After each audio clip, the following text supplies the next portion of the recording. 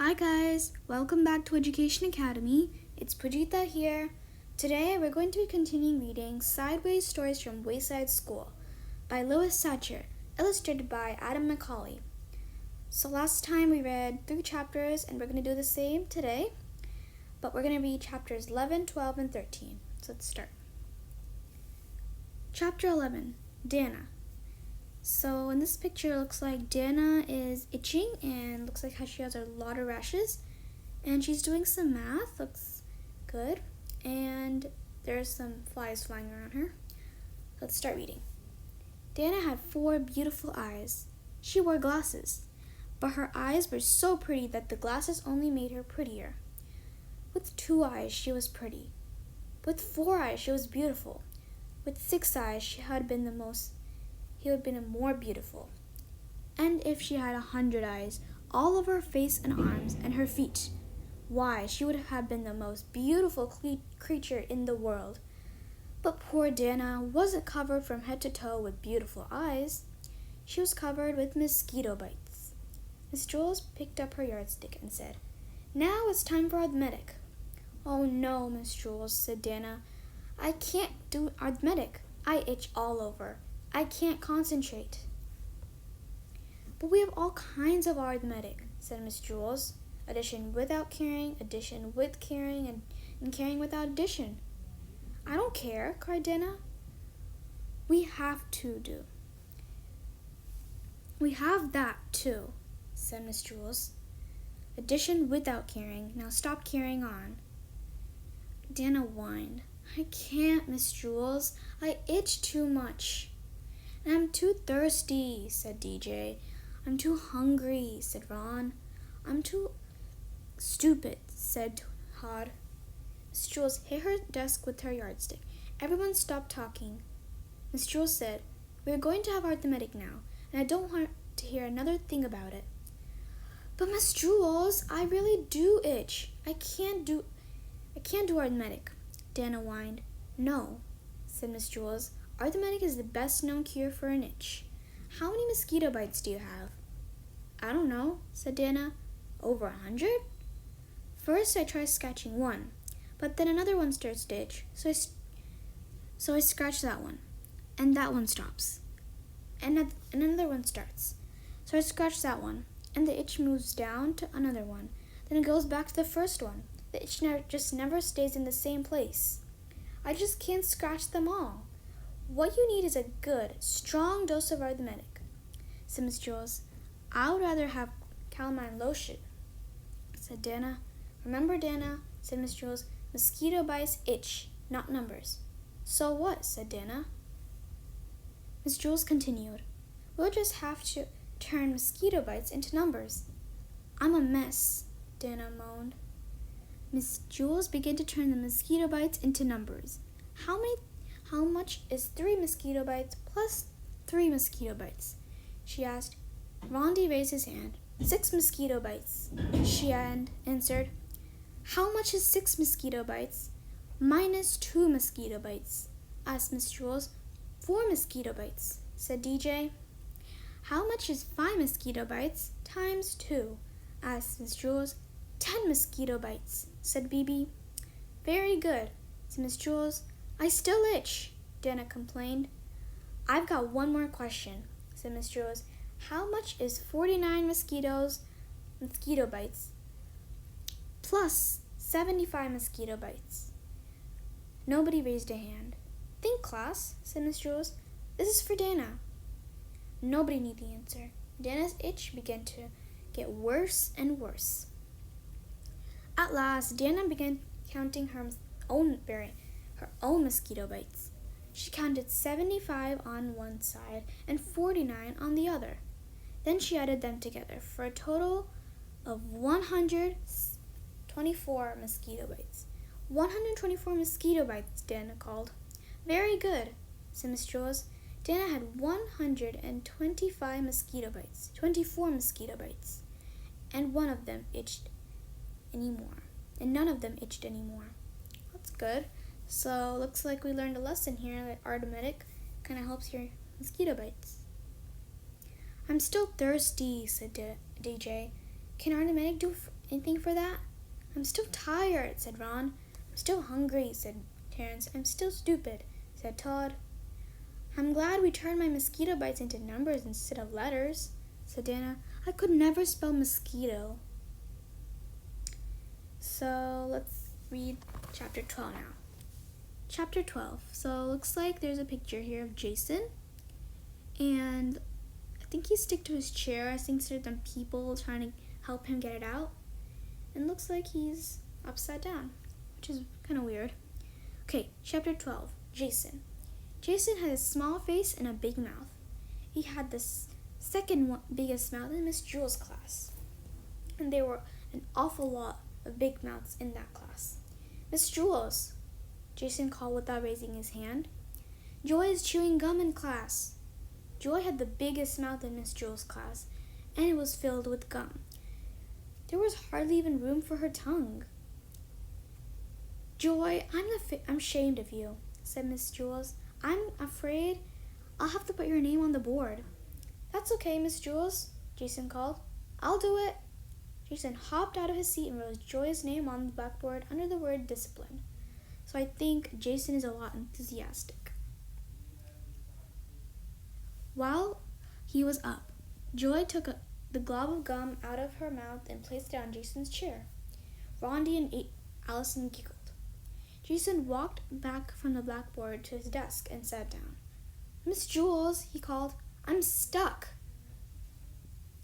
Rondi and Allison giggled again. Miss Jewels got angry. Joy, you're going home on the kindergarten bus today. Oh, good, said Todd. I'll have some company. Todd went home on the kindergarten bus every day.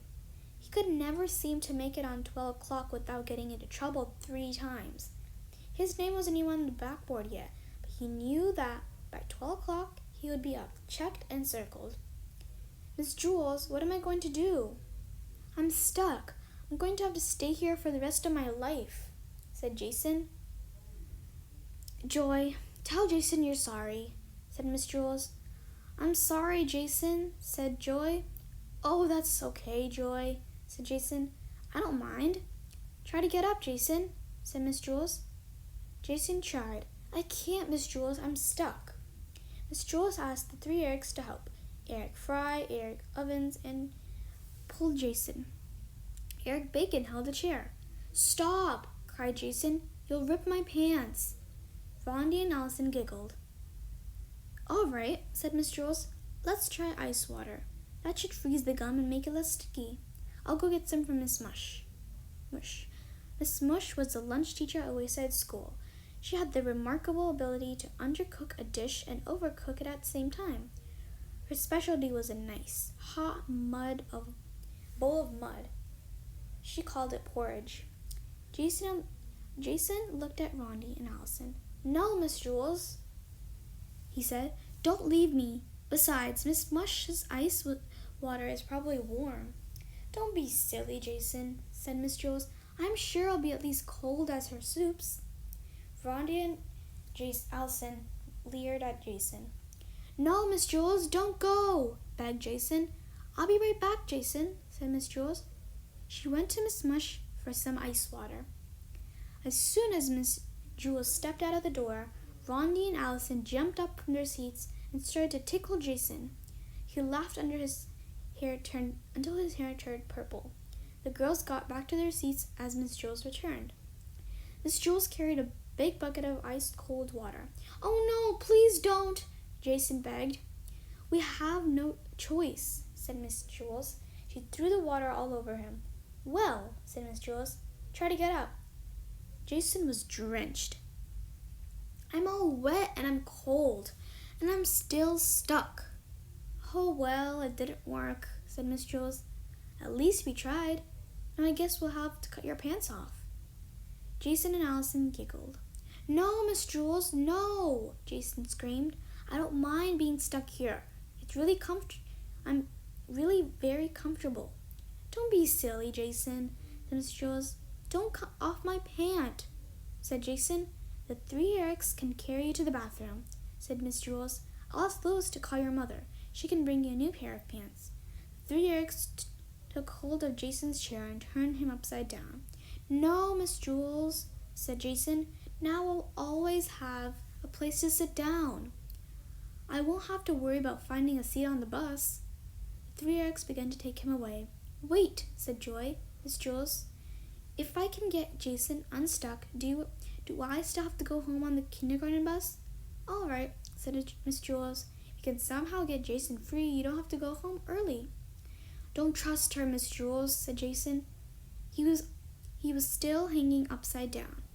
I'll just kiss him, said Joy. No, Jason screamed. Don't let her kiss me. Miss Jules.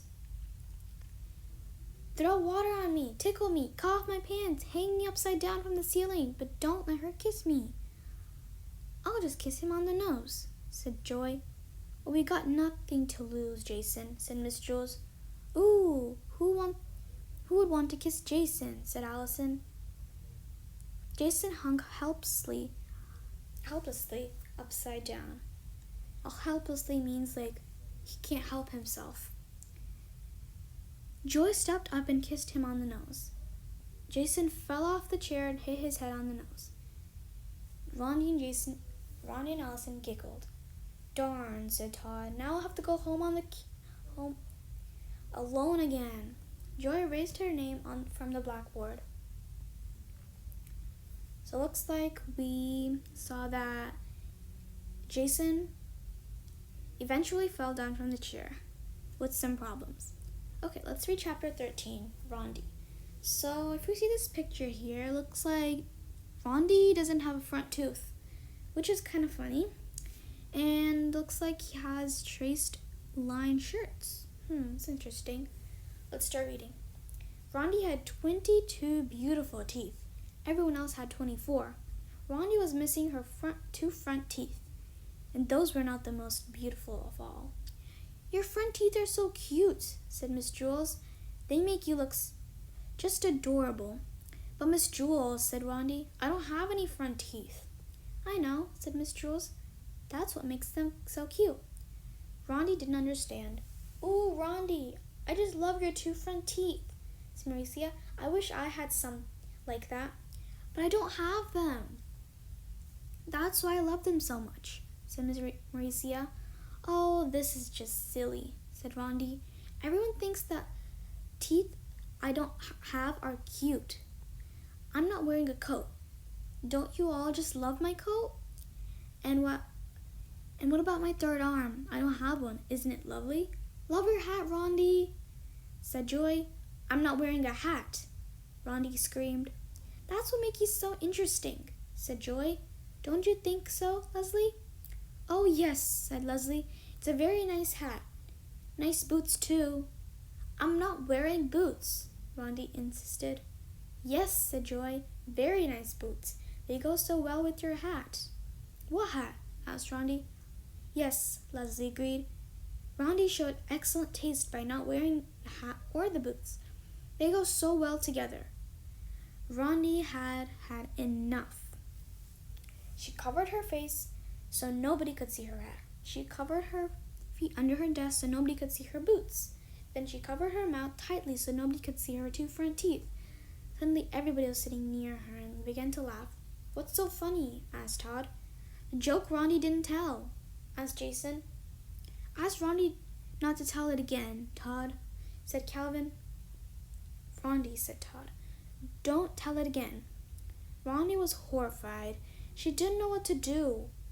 She kept her mouth shut and just stared at Todd to tell her amazement. Todd laughed. Hey, everybody, called Todd. Listen to Rondi's joke. Rondi didn't say a word, but the rest of the class began to laugh. But Miss Jules got very angry. She wrote Rondi's name on the blackboard under the word discipline. The classroom is not the place for jokes, she said. But Miss Jules, said Rondi, I didn't tell a joke. Yes, I know, said Miss Jules, but the funniest jokes are the ones that remain untold. Okay, said Rondi. If that's what you want, then that's what you get. I'll really tell a joke. That way I won't disturb the class. And tomorrow I'll wear boots and a hat, of course. You won't like them as much as the ones I didn't wear today, but I'll have to hurry up and tell my joke before you all start to laugh. There was a monkey sitting in a banana tree. He was very hungry. He knew that somewhere in the tree there was a magic banana, and that once he ate that banana, he wouldn't be hungry anymore. He ate one banana. That wasn't it. He was still hungry. He ate another one. He ate another banana. That one wasn't it either. He wasn't still hungry. Finally, after he ate his teeth banana, he wasn't hungry anymore. I knew I'd find it, he said. It's too bad I didn't eat that one first. I wouldn't have to waste all those other bananas. Nobody laughed. Nobody even listened to Rondi. Miss Jules was busy teaching arithmetic. Everybody else paid strict attention. Rondi slapped herself in the face to make sure he was really there. She was. The bell rang for recess. Rondi ran outside. She was very upset. Louis, the yard teacher, saw her. Why the frown? Rondi? He asked. Come on, smile. Let me see your cute front teeth. Rondi screamed. She shocked Louis in the stomach, then bit his arm with his missing teeth, and that kind of bite hurts the worst. Okay guys, hope you enjoyed my 3 chapters, and I'll see you guys next time. Make sure to subscribe to our channel, which is Education Academy, and also I'll give you guys a challenge. Comment down below and tell us which character you think is the funniest. Dana, Jason, or Rondi.